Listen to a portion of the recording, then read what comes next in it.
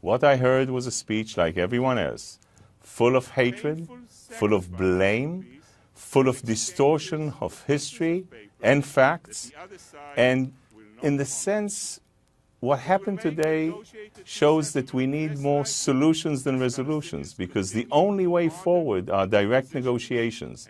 When we made peace with Egypt, we negotiated. It was hard, it was frustrating, but it wasn't imposed from the outside. When we did peace with Jordan, it was the same thing. What the Palestinians did today basically doesn't change anything for Palestinians on the ground tomorrow.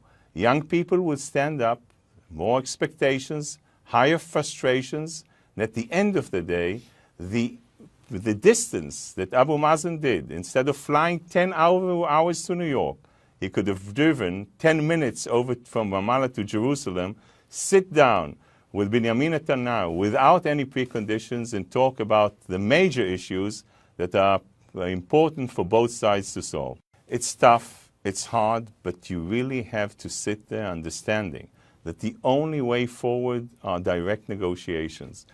And what we saw today was, especially after I was here 2 weeks ago, you saw someone declaring statehood on what?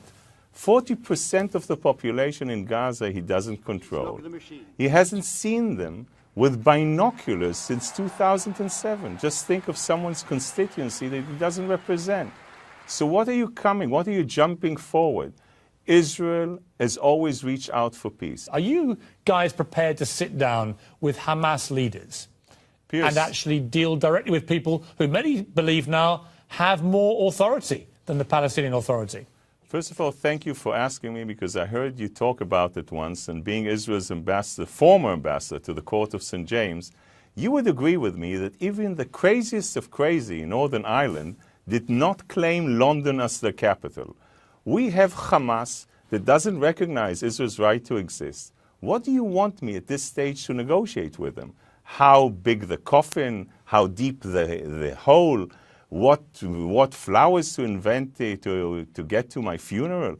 At the end of the day, we're dealing with a terrorist organization. We went out of Gaza never to look back into Gaza. And what are we getting? We're getting missiles day in and day out. But I know this argument, Ambassador. I know, but what I'm saying is... Let me just say this, though. Yeah. Let me just sort of say, the point is, though, you have to bite the unacceptable bullet eventually. You have to just do that. That's what happened in Northern Ireland. Well, and we are biting. And they now have mounting prosperity from that peace. So isn't that what has to happen? I know it's unpalatable. I know it makes a lot of Israeli stomachs churn. But until you do it, I don't see how you get a settlement. Well, first of all, I think we showed intangibles, okay? And this is why it's important, especially today. We gave tangibles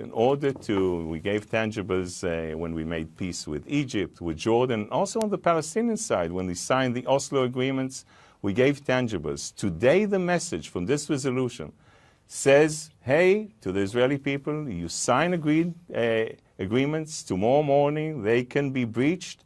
What do you think the Israeli citizens would think for tomorrow morning? The bottom line is that, yes, we have to sit down, and yes, I truthfully believe that if both sides are serious, we can move forward.